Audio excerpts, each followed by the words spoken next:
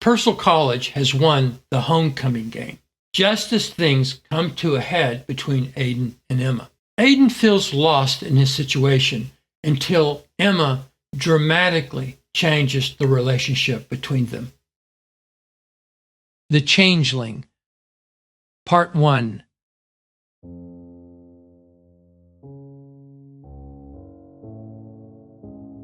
The friends returned to the house. Omar lingered in the driveway, moodily. He asked, "You said this woman who came by your hotel room called herself a therapist?" "I did," "I only just thought of it," the lawyer said. "There's another Amber Monet movie where she was to play a therapist. I cannot remember what it was about. The film was never completed. Amber Monet, or rather the actress who went by that pseudonym, was killed in a plane crash. The actor who was to star opposite her swore he received a phone message from her after she died. He kept the creepy tape and the answering machine as a kind of shrine, played the message once on a TV chat show. Merv Griffin or maybe Dick Cavett, I think. Anyway, his Bel Air home was burglarized and the tape machine was stolen." "What was on the tape?" Omar shrugged evasively. "Not sure, but I think she told the guy she was pregnant." Never one to dally, the lawyer left his puzzled friend waving goodbye at the curb. The resident contemplated painting in the time before his intended rendezvous with Emma, yet was struck by the perverse irony in it. The barista inspired him to be creative, even as the very idea of her undermined his powers of concentration. Still, somewhere between two Schubert piano sonatas, a brush was employed. The process of artistic creation was unfathomable to the painter, emerging from a part of the brain not visible to light. Mechanically, it was a perceptual undertaking, and the more he bore down into the bare bolts of seeing, the more miraculous the mundane was sure to be. This notwithstanding, much of Aiden's mind was left untasked in his labor and free to wander into remote regions of thought and memory. These excursions frequently resembled a tongue drawn repeatedly to a mouth ulcer. Regrets surfaced while at the easel, some fresh, some thought long forgotten. Perhaps such contrition was essential to empty the vessel for work. On this occasion, Bray was on his mind, and his neglect of her in recent self-absorbed days. It was, after all, Halloween Eve, and there was his promise to take the child trick-or-treating. Prodded more by penitence than a need for holiday preparedness, he walked up the street to a convenience store to buy a bag of Halloween candy after putting away his brushes. There he bumped into Jacques' undergraduate assistant, who asked the painter if he planned to attend the memorial service. "I have something to give you afterwards," the young man explained. "I got to Arbor Hall before the police carted everything away to gather up footage for the tribute, and Jacques left a package for you on his work table." Aiden used the occasion to pry. "About the videotapes, the ones that Jacques stole." "You mean the ones that belonged to Seth Bowles?" "Then they were Seth's." The assistant was free with the sordidness. "Professor Bowles has apparently been videotaping his sexual escapades with undergraduates for years. I've heard he's been suspended pending a full inquiry by the college ethics committee." Aiden's digression served doubly, as a clock over the refrigerated drinks in the convenience store gave him the proper time. It was roughly a 5-minute walk to return home, and once arrived there, he fussed with his broken bedside clock. Smashing its button repeatedly did not allow for a reset, thus forcing him to rely on an internal sense of time and its passage.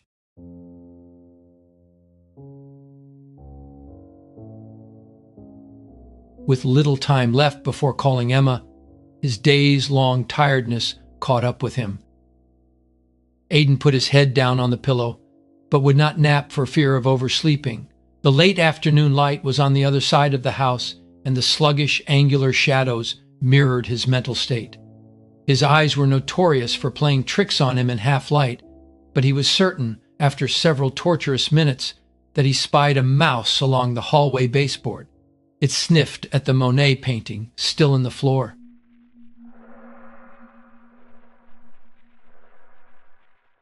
With the mind to shoo it, he gestured forward on the bed. Only a hypnic jerk seized his arm. The roused rodent reacted by latching onto the artwork's frame unnaturally. Aiden watched in disbelief as the mouse dragged the heavy object toward the darkened stairs. He then realized what he saw was not a rodent, but a hand, a child's hand. The phone rang, and the day mirror was ended. A tremor of undisguised feeling framed his response to the telephone. Hello? When she began to speak, he did not immediately know who it was. You were supposed to call me at 4:30. With the all clear, Aiden drove to Emma's apartment. The front door was ajar, but no lights were on. He poked his way to the bedroom, where he found her lying on her dark bed, wrapped sleepily in his sweater. He stepped closer, following her long bare legs to the hem of the cardigan, and wondered what might have transpired between Evan and Emma in the prior hour. The young woman slithered to the mattress edge with an expandable backbone, like a feline, and enfolded his waist in her arms. She buried a yawn in his hip.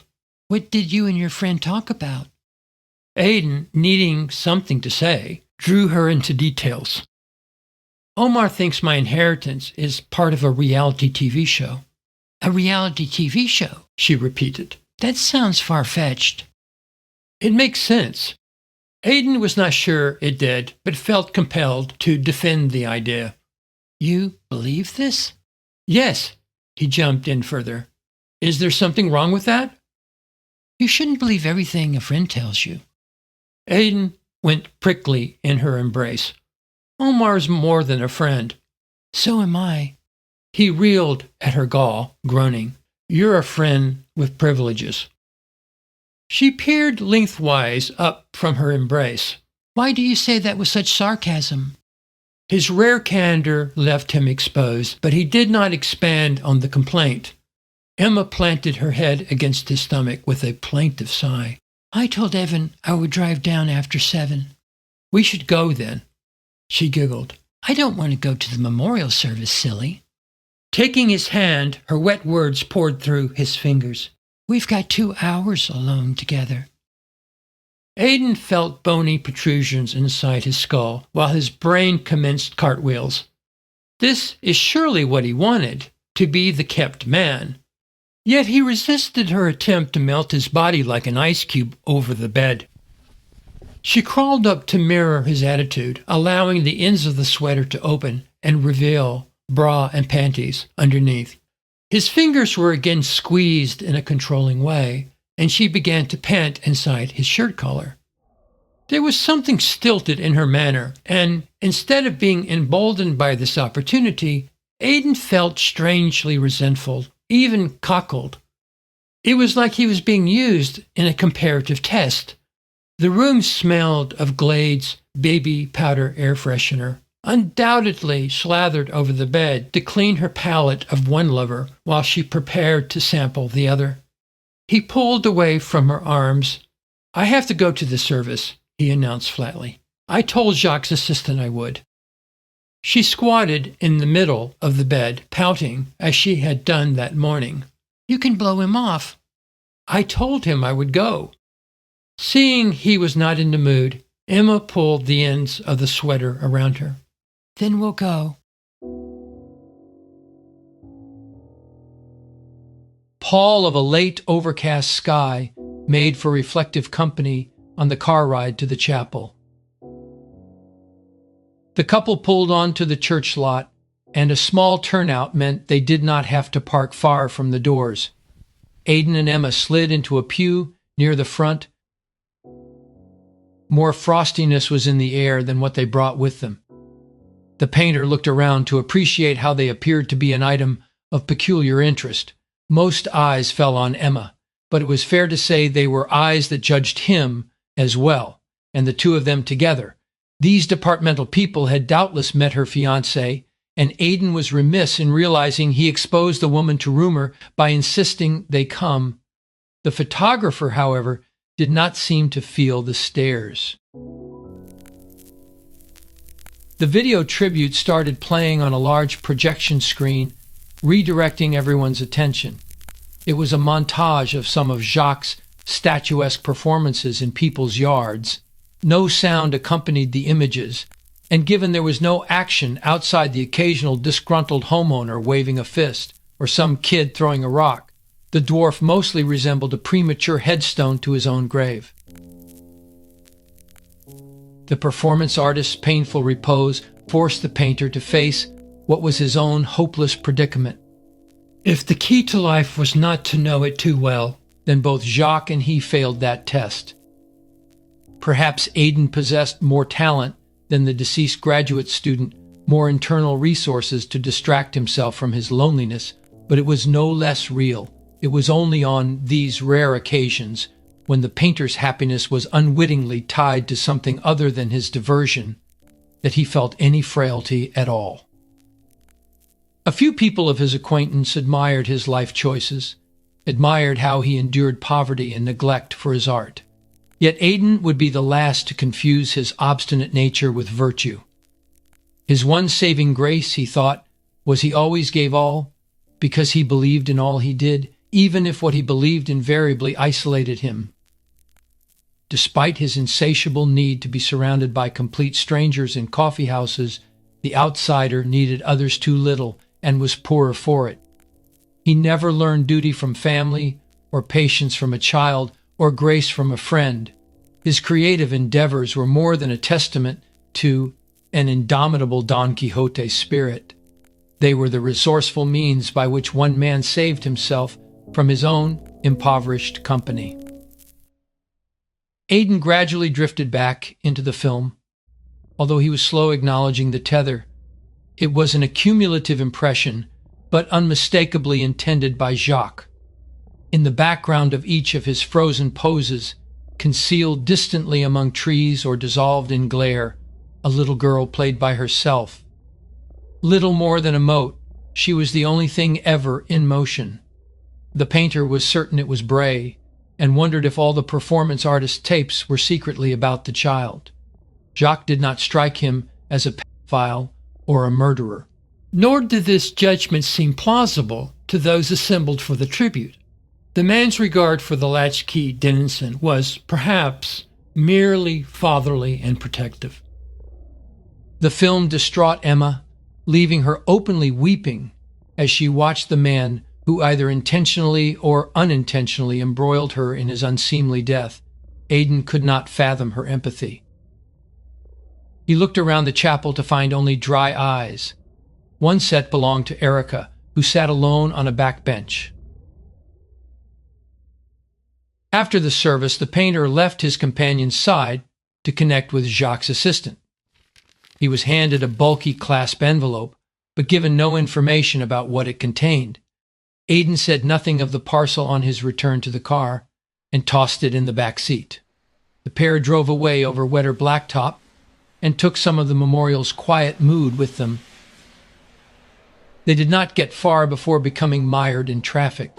The driver could see no way around it on the main thoroughfare, so pulled into a strip mall to wait it out. "What's this?" he complained. "Purcell must have beat State in the homecoming football game," answered Emma. "Students are doing laps on the bypass. It's a tradition." "Tradition?" he responded with mocking. "These drunkards would be doing the same thing if they lost." Aiden got out of the car to assess the situation. The prospect of getting to the other side of town any time soon seemed bleak. Thunderclouds egged on a premature nightfall, and the students were eager to take full advantage of it. Bumper-to-bumper traffic inched along so slowly that the celebrators occasionally leapt out of their vehicles to engage in boisterous exhibitions. As he listened to the pagan exuberance, a disconnection was detected between what occurred in front of him and what he thought he saw and heard on the other side of the road in a field.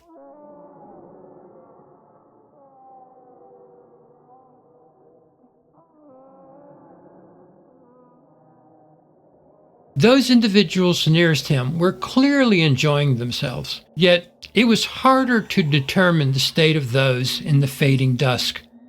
Fleeting glimpses of pale bodies and waist-high grass suggested something of an unsanctioned nature. The sound of drunken women screaming at all hours of the night was not unusual in a college town, but these cries included those of men. Given none of the participants or their activity could be faithfully described, the exclamations were judged unfavorably and sent Aiden back to his car. Emma noted his change of expression. "Did you see something out there?" He shook his head, indicating he had not, but unconvincingly. "I was wondering if you saw it." "Saw what?" "The horse." "A horse?" The passenger realized he had no idea what she was talking about. "The horse over at the stable near Nader Mound got out last night. No one knows if it escaped or was stolen. It's probably some Halloween shenanigans. I thought maybe you saw it roaming around in the dark." "Fortunately not," mumbled Aiden. Looking over Emma's shoulder at a row of storefronts, he turned off the ignition key and suggested, "Let's eat something."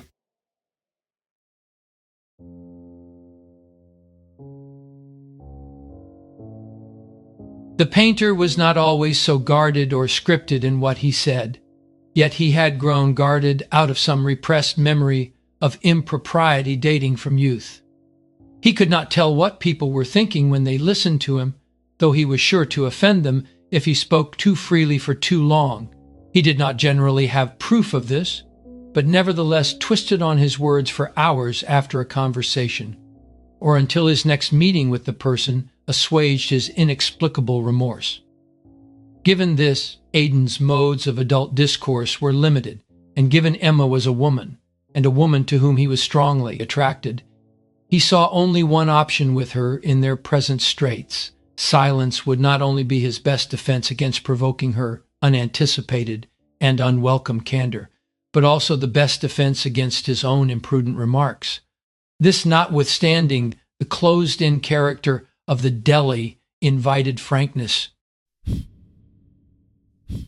Emma blew on her hot split pea soup. "I should probably leave after we eat." Aiden eyed his Reuben sandwich moodily. "You look sad," she observed. "You should be happy." She reached across the table to squeeze his hand. "We have 20 more minutes together." What she meant by happy was certainly grateful. He would not stroke her ego by expressing gratitude. "Are you upset with me because of what I said about your friend?" "Omar is my brother." "Of course. I would not come between you and him. I would hope you could trust me." She was trying to lure him into letting down his guard so she could pummel him with another speech on friendship. His lack of reply settled over the table like a noxious cloud. Emma sat up to peer over it. "Why are you so grumpy?" "Why was Erica at the service?" he asked. Her spoon clicked dully in her bowl. "Was Erica at the service?" "Why would she go if she hated Jacques?" "Erica's bark is worse than her bite." "What does that mean?" "They had a thing for a while, a midnight hookup." Aiden could never fathom casual attitudes about sex. "You disapprove," she guessed. "Why do you disapprove?" His shrug was feeble. "Even though you won't say, I know it's to do with me." The edge of his answer frayed with feeling. "It's just that I don't understand." Emma fished a piece of ham out of her bowl to nibble on. "What don't you understand? We're spending time together and having a nice meal." His sandwich served as a wedge to blunt a reply. "What we have is artistic," she continued. He riled at her insincere appraisal of their union. The young woman probed his look. Are you thinking we're in a relationship? He did not want to hear her deny it, so said it for her. No. Then what's the matter? She denied it anyway by letting his characterization go unchallenged. What's the matter, Aiden? It's just that I don't understand. You've already said that. He used different words. It's confusing. She was blithe. It's confusing for me, too. My confusion is materially different from yours. How so? Aiden did not delve into specifics. It's to do with contradiction. Contradiction? She repeated. Yours or mine? He was at another impasse. Emma looked over with bafflement. You speak in riddles. I can't help you if you speak in riddles. He now stared brutally at his pickle slice. She jabbed at another morsel of meat, asking point blank, Are you a virgin? Of course not. He rived a piece of sourdough bread and slapped it on her plate. Eat your soup, Emma. You never eat your food. I am eating. She picked up another piece of pork. See? And what's this vegetarian malarkey anyway? He griped. Just one more contradiction. Emma pushed away her bowl with a frown.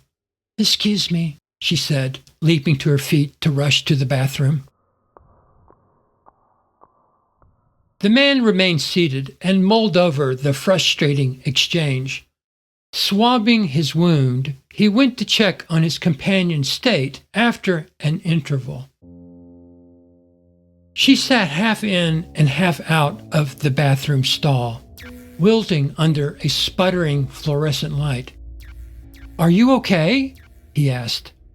The woman's cheeks were blotchy, and strands of mucus dangled from her nostrils to dab the rim of the commode. He knelt down beside her to see bits of her meal floating in the bowl. She croaked. I have a taste for meat these days, that's all. Aiden flushed the toilet and tore off a length of tissue to blot her nose and face. Do you need a doctor? No. Her gaze fell contritely to her knees. I'm pregnant. The revelation placed him solidly on the floor beside her. He looked at her ring. Does he know? Evan knows nothing, she rasped. Aiden waited on clarification. Emma explained in her way. It's harder to fall out of love than it is to fall in love. She took hold of his hand. Help me up. With one last piece of tissue to blow her runny nose, he flushed the toilet a second time and rose resolutely against the stall partition, pulling her off the grimy floor with him. What are you going to do about school? I'm still leaving school. What about your scholarship? I may not have a scholarship much longer. Aiden asked a question to which he did not know the answer. Why would they take your scholarship away? Her spirits dropped again. There's a scandal at school. Everything connected to Seth Bowles is under investigation, including the scholarships under his control. Aiden scrambled, but his tapes are of undergraduates. She hastened to add, There's nothing to keep the school from tarring me with the same brush. You must stay and fight, he insisted. I can't stay here. The older man was struck by her fatalism. Seeing the wind gone out of his sail, she pointed out the front of her soiled dress and squeaked. I missed. He took her to the sink and wiped the garment with a soapy paper towel. A new dynamic existed between them. Aiden was slow getting up to school on it.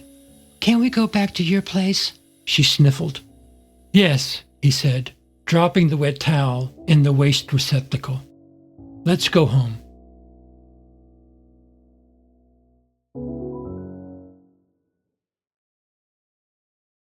Aiden has trouble expressing himself, but pillow talk between Emma and himself plunges both into a dark and dreamy landscape.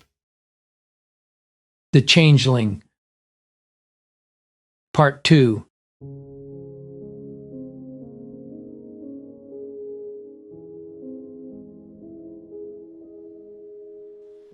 His companion made a cell phone call while still at the deli, and Aiden, knowing she called Evan, or his machine, cleared off to the parking lot to wait on developments.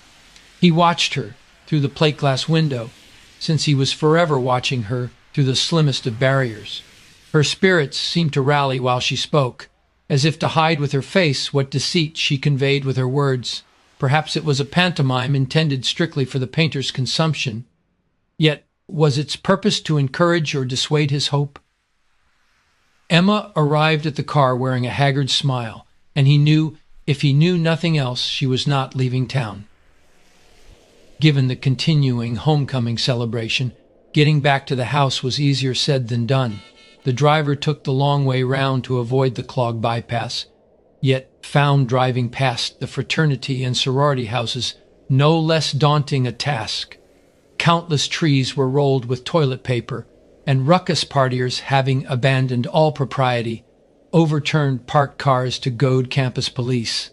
The air was charged, and every intersection felt like a fateful crossroads. Aiden looked stonily out the windshield, striking a pose for what he wanted to say. "Emma," he began confidently, "I want to take financial responsibility for you, for your education, for your child." She turned her attention from the to-doings out the passenger window. "What?" "You can go to another school, and I will pay your way." The woman could not help but laugh a little. "You are barely able to take care of yourself," she stroked his arm. "I don't want you acting out of pity or duty or anything like that." "I wouldn't put it in those terms." "Then what terms would you use?"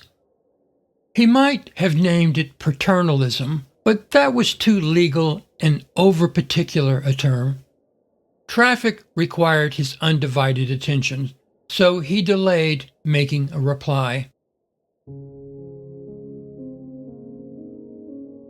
Instead of heading straight to his house, the couple swung by Emma's apartment to fetch a clean dress. Staying behind in the car, she entrusted Aiden to go inside and choose one for her. He paused in the doorway on detecting a change in the packing boxes. One now contained the dollhouse. Across from it, the snapshot of Seth was removed from the bulletin board. One of the pictures taken of him during the outing at the golf course hung in its place. It occurred to the self-appointed guardian with belated recognition that there was no other image of an older man on the bulletin board, no one who might be presumed to be a beloved father. Moreover, if the fiancé was pictured among these groupings of friends, he was not readily identified. Aiden continued to the bedroom, where the hand of the mannequin still stuck out from under the bedskirt. He dropped to his knees to eye it in the dark recess.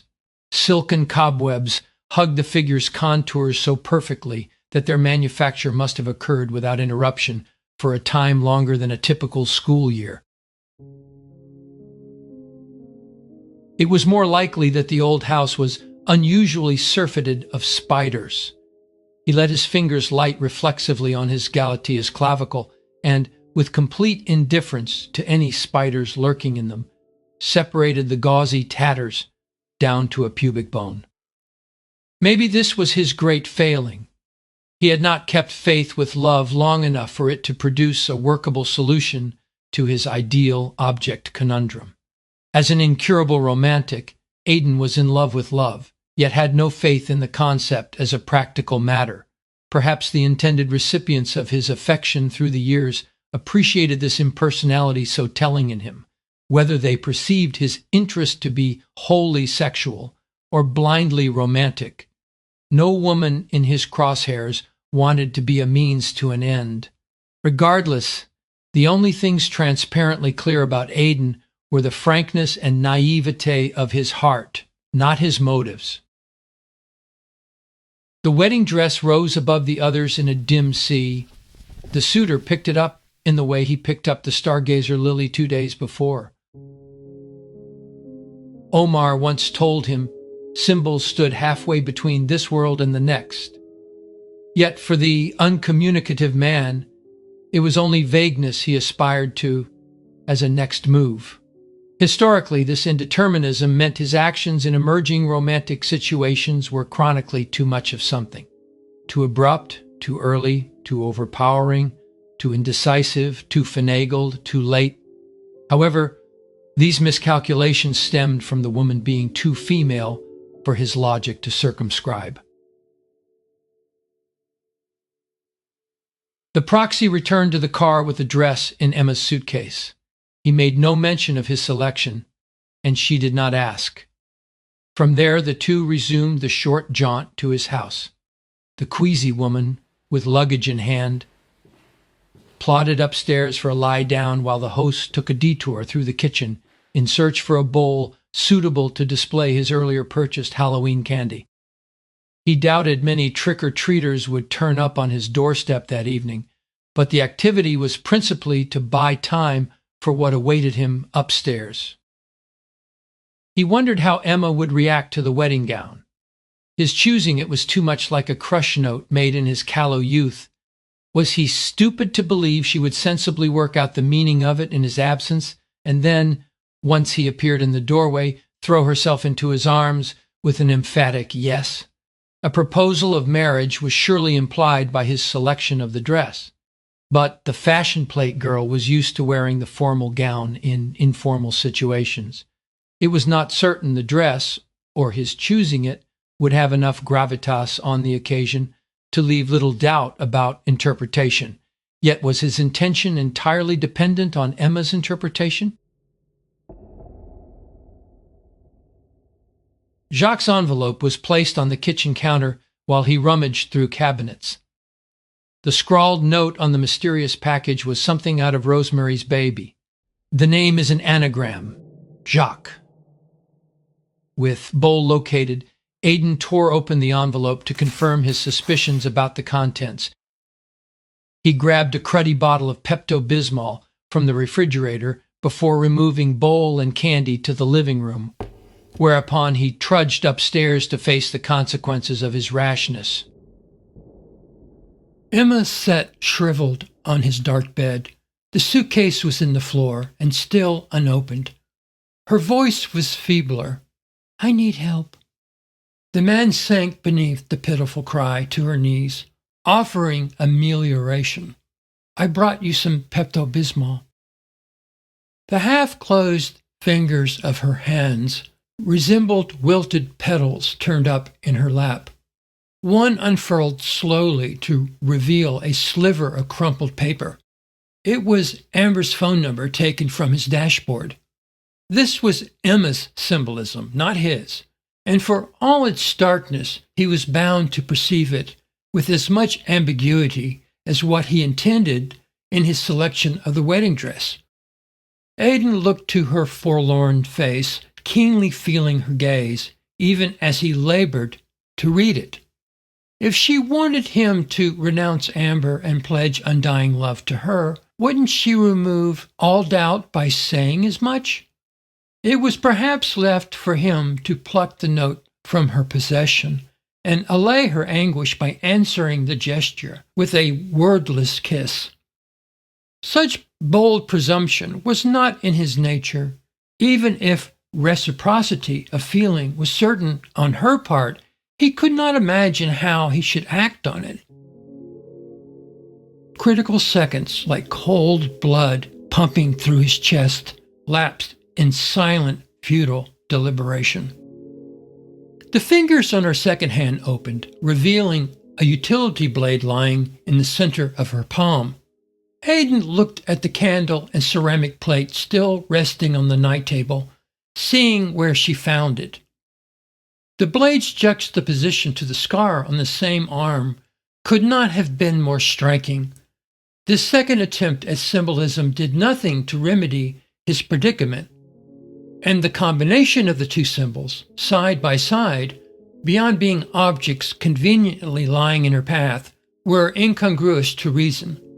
Her snatching the phone number was the more willful act, yet picking up the razor suggested she was beyond a point where love could save her. He was no more in her thoughts than was the baby she carried. And yet, was there another way to see it? Was the blade, which she deliberately held back, added second to her message purposefully? Was it to underscore the meaning implicit in the crumpled phone number? That she could not live without him? There must be logic in this sequence of gestures. Emma was compelled to return the scrap of paper and blade on the night table, and the opportunity to act was lost.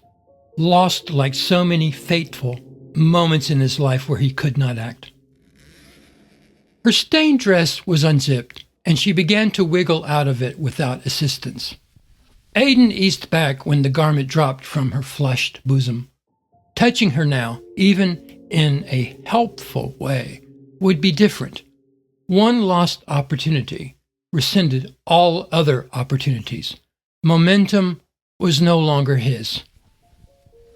Emma rose unsteadily to her feet to push the gathering folds of chiffon down over her beautiful hips. Her briefs and bra were the same improbable shade of pink as the Pepto-Bismol bottle lying at the foot of the bed. With dress pulling at her ankles, she returned to her high perch to stare and shiver. Aiden found nothing in her face but blankness. He ran away from his half-baked plan in the suitcase. "Do you want a sweater?" She drooped in the direction of a pillow with an outstretched hand, pleading dolefully, "Nap with me." The suitor stood up, shaking more than she, and looked down the line of her long body on the bed. It was half in light and half in shadow, half gangly girl and half sensuous woman. She took his fingers. "Keep me warm." A knee was raised to stop him toppling, but he yielded. Aiden faced her from the other half of a pillow and dipped in and out of her drowsiness. The proximity and dimness made them roughly equivalent in a kind of horizontal logic, and maybe this was her thinking. He wanted to believe a single skin flowed between them, and their life together was settled, yet nothing was settled. He looked down at her smooth, flat stomach, so late to see what others saw, so alone to see what only he could see. A vein in Emma's palm pulsed down his wrist, a thought for each of his, though none were likely to intersect. "I have been cruel to you," she said. "But no," answered he. "You must think me a faithless woman." "Of course not." "I have been faithless, only in losing faith." She smiled at the comforting words. "I want to be a good person, Aiden. If I've been bad, then it's because I want to be better. If I've been cruel, then it was to be kind." In other words, she sought to kindly dissuade his interest by her treatment of him. She never explained the ring, had assumed it served its purpose in warding off his heart. Her only cruelty was in supposing him to be a man of sense. Emma felt him going distant. "I have sent you no mixed signals. I have tried to be honest with you from the beginning, as honest as anyone can claim to be when everything is changing around them." So much exposition boded no good. His hand went ice cold in hers. She sighed. "Can't you see what I'm getting at?" He was gone, a shadow, past hearing her. "Aiden?" No response. She tugged on his hand. "Can't you see?" He spoke in the direction of truth. "I am blind, Emma." "Blind? Blind how?" He saw nothing of her below him in the narrow stairwell, yet felt her fingers entwined tighter around his. He could not elaborate. "When you are at your painting easel," she began tentatively, "do you see where you're going?" "Not exactly." "Are you lost?" She was trying to pitch him forward in the darkness and send him tumbling. So he replied, "It's different." "Different how?" "Art is less logical." "Less logical than this?" He nodded between the close splintery walls, looking down into blackness where more stair steps were presumed to lie. Yes, he answered. Should this be logical? I'm not sure. Should this be more like art? Yes. In what way? He plumbed. It should be true like art. True? He expanded the term. Good. She coaxed him down an unseen step, closer to what he wanted to say. Then logic cannot impart what is most good. Yes, he said. Then what is most good, most true for you about this? The question entered his head sideways. There is a commitment. A commitment? Seizing on a cue, Aiden pinched the engagement ring around her finger. It moved him down another unseen step. A rap of knuckles rose from the front door downstairs. He lagged a second or two behind it, skittishly crossing back over the step. That might be trick-or-treaters, he muttered. I should go down and answer it. He groped for the side of the passageway. It was gone. Emma squeezed his hand, steadying him before easing him back down the given-up step. Her voice was warmer, womanlier in the dark. What does the ring mean to you? Duty, he said weakly. No, she responded, not duty. The knocking bounded louder up the remaining steps. He teetered over them dizzily. Not duty, he agreed. Yes. Not friendship, he ventured to add. Yes, she agreed. What was it to her if not friendship? The summons was closer. In the house. Her grip was both distraction and anchor. I can't see, Emma. Using his free hand, he pushed against the yielding dark. I can't see. What does the ring mean? She gently pressed. Came a booming voice from the bottom of the well. It was much further down than he supposed. He trembled. She waited patiently. Time was again slipping away. Women looked back at him from across time, from across tables in restaurants, waiting for him to say or do something. There was a tender tug. He gripped her hand harder, not wanting any more grains of sand to escape his grasp while he tried to resolve his dilemma. A logical solution was required, a solution worked out by his head where his heart would not be broken. There had to be. The voice rebounded over both of them. A draft rose with the salutation, enlarging the folds of Emma's gown. They arched over her head to become feathery wings. She would not pull any more, would not act for him. What does the ring mean to you, Aiden? Logic could not save him. His shaking foot dropped into the abyss, and with a prayer she would catch him. That I love you, he answered. Tears, unbeknownst to him, streamed down his cheeks to the pillowcase. Her hand lifted to dab them, and he once more saw her on the bed, only with a far and coming smile. Then it is a commitment, a love we share, she whispered sweetly. Aiden took hold of her grazing fingers, covering them with tender kisses. His joy instantly dissolved with a last caress. No scar was on her wrist. He shrank away, murmuring, "This is a dream." Her concise reply lit delicately on his half of the pillow. You are on your left side. You cannot fall asleep on your left side.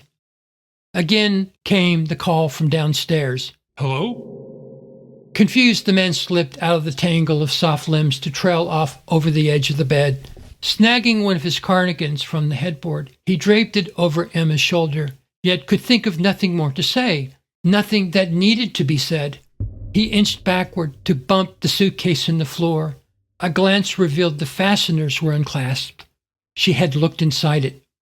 Even in the dark, her limpid eyes pierced him with purpose. The rest is just details to be worked out, she reminded him. Aiden, slow to release her, turned toward the light in the hallway. Omar looked up, from the bottom of the stairs. The door was unlocked, reported the lawyer. A short, elderly man came into view on reaching the entryway. He wore a brown tweed overcoat and sat in one of the living room's armchairs. A briefcase lay across his lap. Omar made introductions. Addie, this is Mr. Rinjicek. Mr. Rinjicek, this is Remote Man B. Aiden parroted the vaguely familiar words. Remote Man B? That's your designated target name, was the only explanation offered. The dawdling older man, with one spasmodic hand arrested inside the placket of his suit jacket, used the other to point his walking stick at the taller man, as if to make polite conversation with the object. The painter was not seduced to cordiality. "What's going on?" Omar made a preliminary sketch. I did find out a few things in Chicago, like I said. This reality TV show is more realistic than anyone could ever have imagined. He snatched one of the video cassettes from the previous day's adventure and shoved it into the VCR. The anxious resident, sinking to the sofa, commented, "Those are the useless videos I found in Jacques' trash." Scratchy blackness streamed across the television screen. The flashing clock from upstairs was visible in the lower corner. Omar explained, You've been under hypnosis since the night of the strange phone call. This is you, as you presently are, sleeping at a secure location. Aiden laughed. "I copied over that tape yesterday. That's my busted clock on the bed table." Omar ejected the tape and inserted another one. The picture was identical. The doubter leaned forward in a faint. "This can't be." The friend continued. Everything that's happened to you since the phone call has been part of the contractual agreement you signed. "Signed what? I signed nothing." The other man broke in with a click of false teeth. "You did, Mr. Gage. You gave us your blood and fingerprints." "No, I gave those phony policemen my fingerprints a couple of days ago." Mr. Rinjicek corrected the impression. "The events are scrambled in your mind, Mr. Gage. It was a precaution taken to ensure that you would have no certain recollection of the events leading to this, lest it ruin the premise of the show." He opened his briefcase and handed a document to the fellow lawyer. "Rest assured, everything that you have been experiencing has been a fabrication of your sleep." Omar took the pages. I'm here in a legal capacity, Addie, as much as being here for you as a friend. Mr. Rinjicek elaborated. "I'm not at liberty to disclose the extent of it, but the nature of the television program is quite involved. We have developed the ability to reproduce, down to the last jot, every point of your projected reality. This is not so much a virtual reality as the outskirts of a metaphysical one. Your fruitless attempts to find cameras and induce hallucinogenic states with pills has missed the point of our enterprise. All this you see around you is a figment conjured out of what we call the web of dreams. In our unique experiment, we are breaking down this illusion like so many soap bubbles until we whittle down the phenomenon to its bare bones, its last conscious moment. It is a brilliant scheme, but like all new technologies, this procedure has its share of kinks. Hence, some of the transmissions you've received of late are not the ones you were intended to receive." Aiden, stupefied, hardly listened. Omar lifted his eyes from the document to squint out darkening curtains. He assumed a loftier tone. That shadow out there has been passing into your consciousness for some time, like pieces of an event that cannot be understood on its own terms, but takes many forms as it nears. The universe is ending, little brother, in the blink of an eye. It is happening so fast that, as it gets closer to the last second of consciousness, where mind and matter first cleaved, it will all but stop. all space and time will proceed it imperceptibly through this pinhole. Aiden was having none of it. You're my canary in the mine shaft, remember? If you're losing it, that means I'm losing it too. Mr. Renjicek picked up the thread. We are convinced that if we follow this path back through a single mind, we will glimpse some aspect of the true nature of reality. We may not understand what we see naturally. At best, we are lobbing cans over the fence into God's backyard. Still, we will be, in some sense, a party to the event. Aiden remained bogged down in details. Even if all this nonsense were true, what on earth would possess me to sign up for it? The older man was quick. Why, for a happy ending, of course. Your life in Chicago was a miserable affair. You were only too eager to jump at this chance. What? To be plunged into a nightmare? This is my happy ending? The foreign man shot Aiden a stare. The Day of Eternal Noon's producers did not intend it should be perceived as a nightmare. The Day of Eternal Noon? Grimaced the contracted man. This is our working title for the show, Renzacek proclaimed enthusiastically. The advanced aspects of the story are quite dazzling, but the background script was, in conference, intolerably long. The plot, admittedly, is something of a MacGuffin, a Lifetime movie of the week. But those dazzling bits. Aiden was not impressed with the press packet. Renzacek, clearing his throat, sobered. The nightmares you've experienced are most unfortunate. But, you see, my clients can only use what they have at hand in the way of your particular memories to communicate with you. The memories they chose were perfectly good ones. When things were thrown out of kilter during the initiation procedure, the frequency shifted to other memories, some not so pleasant. Intrusive memories, I believe, is the medical term. Who are your clients, anyway? Snapped Aiden. Who are these people? Why, the folks who put you in the house, of course, and whose names I cannot divulge as a legal matter.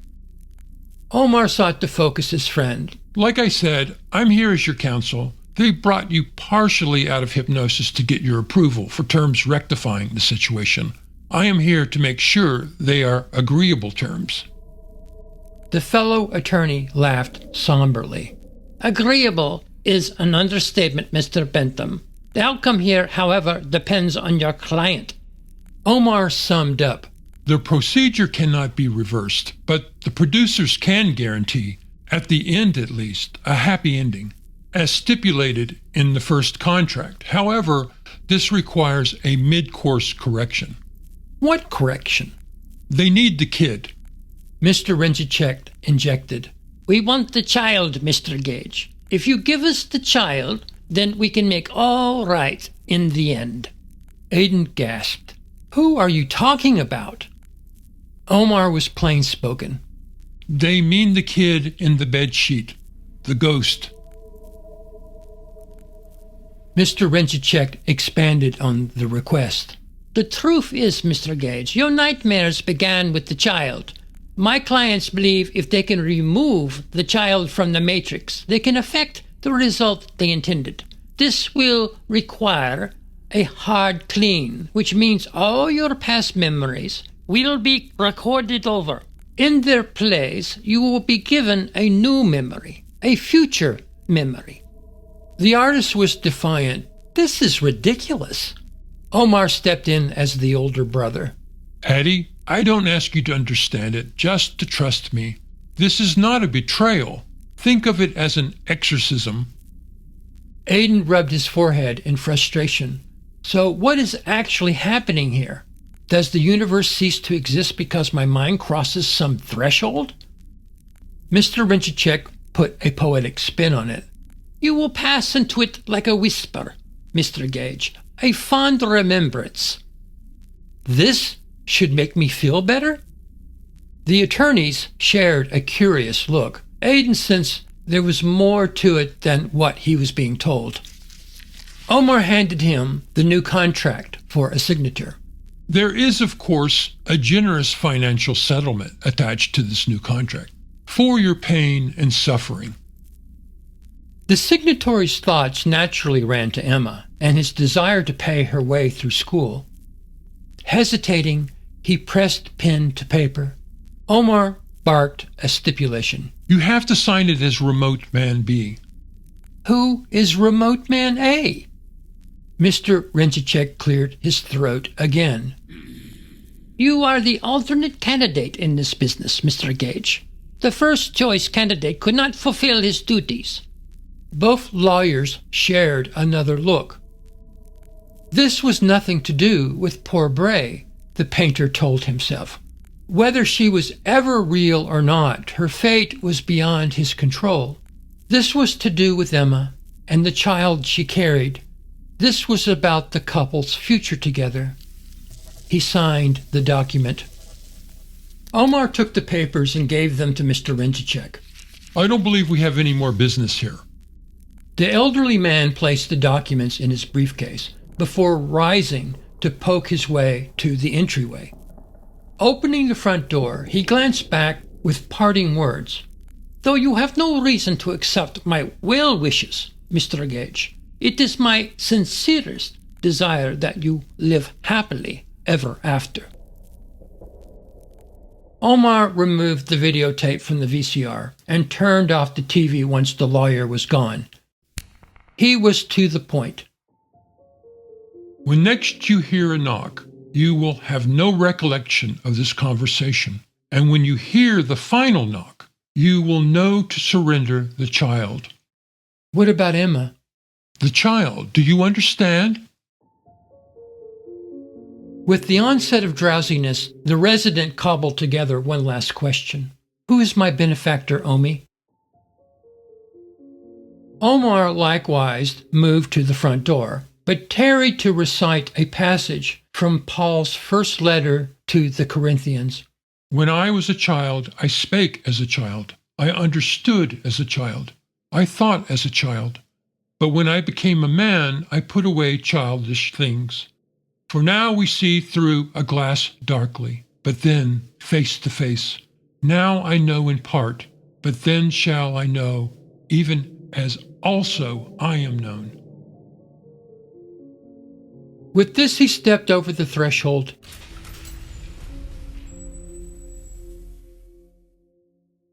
Aiden sat stunned after the door closed, but remembered Emma alone in the bedroom. With foreboding, he bolted off the couch and up the stairs. The startling noise rolled up the staircase like a thunderclap. It reached the second floor before him and rattled its sconces. The commotion placed the resident tardedly in the bedroom doorway. Only his sweater lay on the bed. "Emma?" he cried. The suitcase sent him tumbling to the dark floor. Its lid was knocked open in the scuffle. The dress it revealed was diminished, duller in the chill. Aiden reached in with deadened fingers to feel folds of cotton, not silk.